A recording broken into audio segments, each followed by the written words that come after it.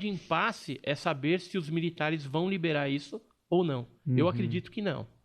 Né? Que apesar de ter passado já o prazo, eles não vão liberar. Mas algumas pessoas que não assinaram termos de confidencialidade para os militares, eles vão começar a falar. Inclusive, uma dessas pessoas já topou falar, já falou, inclusive, a gente já gravou algumas coisas. Tem um outro depoimento que a gente conseguiu também na Unicamp, de uma pessoa que chegou a ver, né, essa criatura dentro de um terrário. E existem vídeos, sim, dessa criatura, mas a gente, ufólogo civil, ainda não conseguiu botar a mão nisso. Na época, em 96, havia uma facilidade maior da gente obter esses vídeos das criaturas. A gente chegou até ia fazer uma vaquinha. Na época eu não lembro se era 10 mil, alguma coisa, porque mudou tanto a moeda da gente, né? Não sei se era cruzeiro, cruzado, que raio que era. E então a gente ia fazer essa vaquinha para comprar de um dos militares que tinha uma cópia. Mas aí depois ele deu para trás, ficou com medo, não sei se sofreu algum tipo de pressão.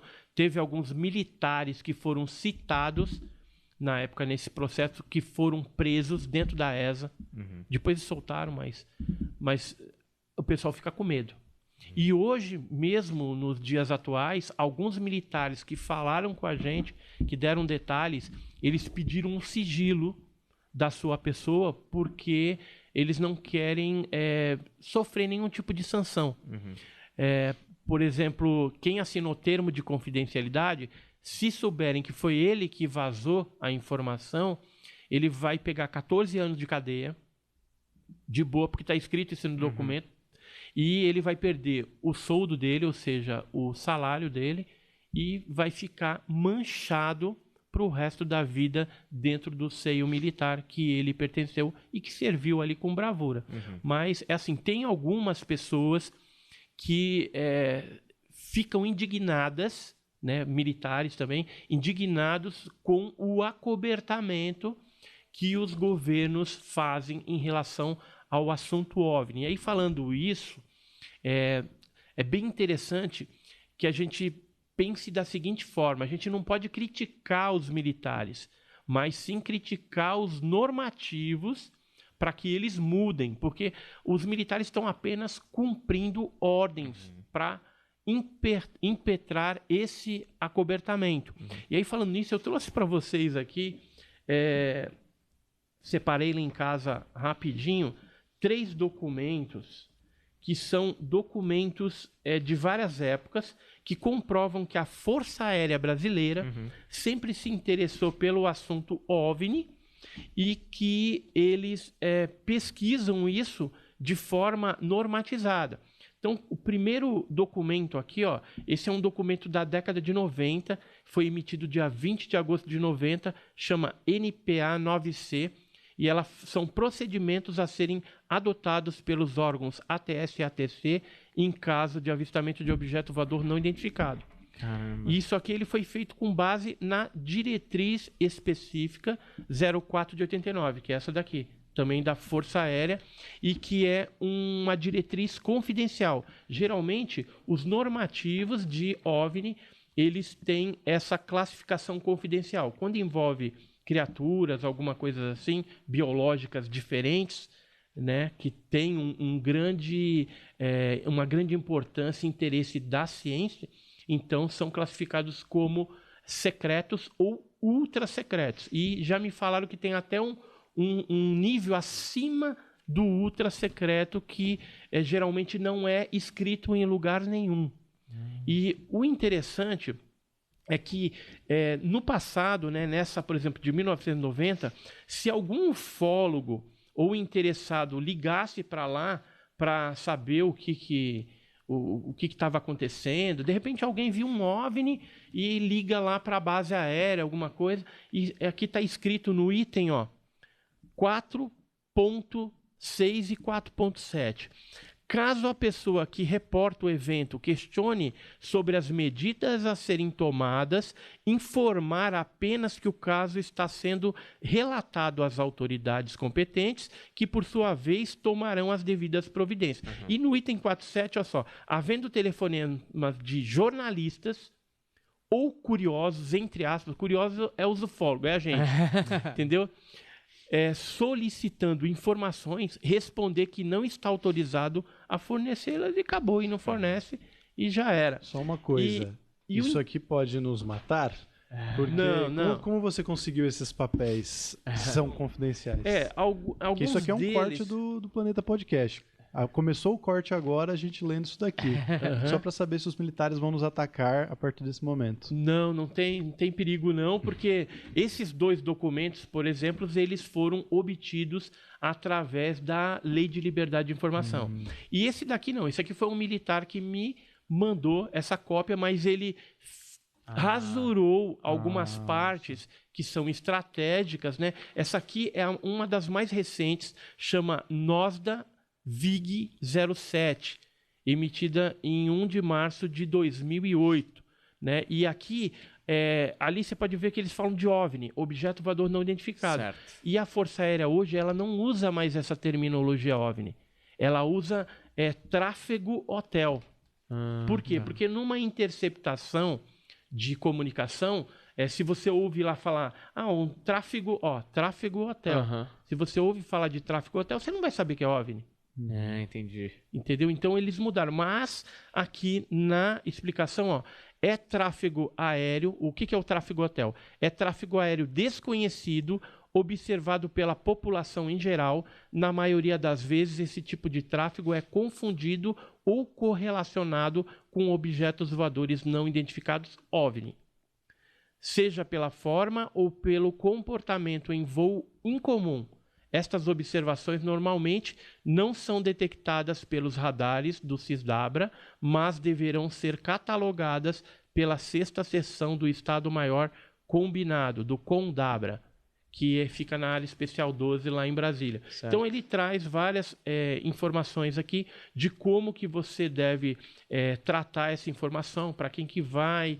Eles têm uma estatística e tem um relatório, um modelo de ficha, né, para você registrar o caso ufológico. Ou seja, os militares da Força Aérea Brasileira, tanto o da Marinha, do Exército Brasileiro, têm normas específicas quando o assunto é OVNI. Certo. Né? E tem equipes treinadas também para atuar no caso de um contato assim, tete a tete, face a face, com alguma criatura desconhecida. Certo. Seja ela uma aberração, seja ela algo alien, né? Alienígena, extraterrestre, né? O que a gente não sabe, né?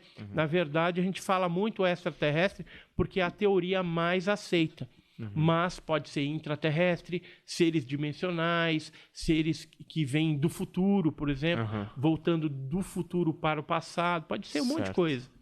Uma pergunta, cara, isso é muito louco, assim, né? Pensar tudo isso, você viu com uma história muito... eu fico, assim, pensando, por que você acha que esses governos e essa parada de despender tantos esforços para ninguém ficar sabendo de jeito nenhum, é para evitar um medo coletivo, é para evitar a galera surtando? Por que manter tanto em segredo isso assim de um jeito tão secreto até hoje, né? Porque, por exemplo, um caso de, vamos dizer, 1950, 1960, hoje talvez fosse interessante saber, tem umas provas aqui e tal, e deixar isso virar público. Por que de jeito nenhum eles deixam fazer isso? Na verdade, está mudando isso daí, né? A gente percebe que de abril de 2020 para cá, o governo norte-americano já reconheceu, por exemplo, alguns vídeos que tinham sido vazados como sendo de objetos voadores não identificados.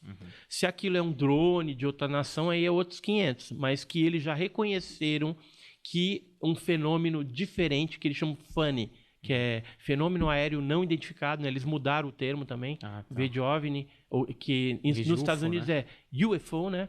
UFO. Unidentified Flying Object, né? Então, Flying Object, né? Flying Object. Então, esse termo hoje é FANI, ou UAP. Né, o termo, a sigla, né, norte-americana, que a maioria deles utilizam. No Brasil, ela mudou, né, que nem eu falei. No passado era MANI, que era movimento aéreo não identificado, depois virou OANI, que era objeto aéreo não identificado, aí passou a ser OVNI ou disco voador, e hoje é tráfego hotel.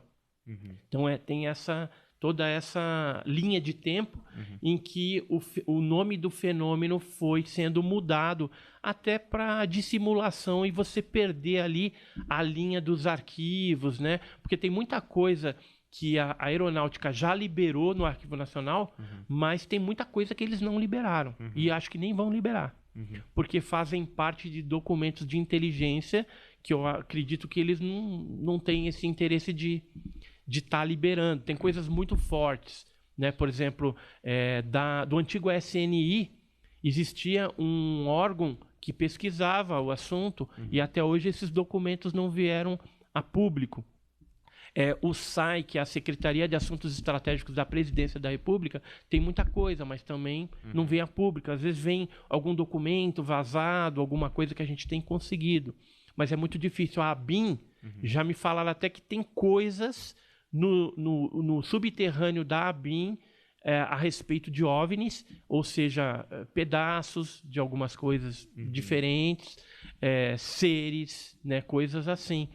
E assim, a gente não tem como confirmar esse tipo de coisa. São pessoas que nos trazem essas informações, que trabalham lá dentro, que também não pode se expor, mas que existe algo relativo a esse assunto que é cobiçado por eles, tem. E aí, por que eles escondem, né? A gente responder aquela pergunta. Justamente, um dos aspectos é o pânico, para não gerar o pânico generalizado.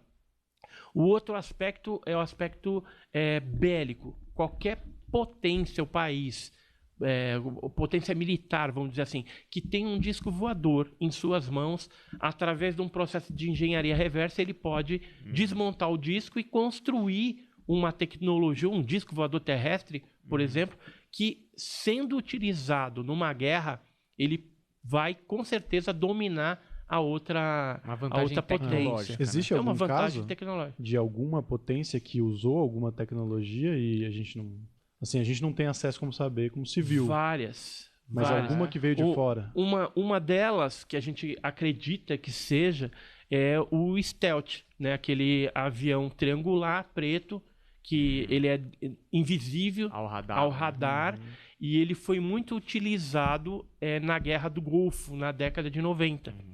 Né? Então, muitas pessoas viram aquelas estruturas negras no espaço aéreo ali da Europa e foi descrito nos jornais como discos voadores triangulares. Mas por quê? Porque essa tecnologia, que a gente acredita que veio de uma engenharia reversa de naves que se acidentaram e eles construíram esses aparatos, já tinham sido desenvolvidos pelos norte-americanos, mas não tinha sido comunicado publicamente.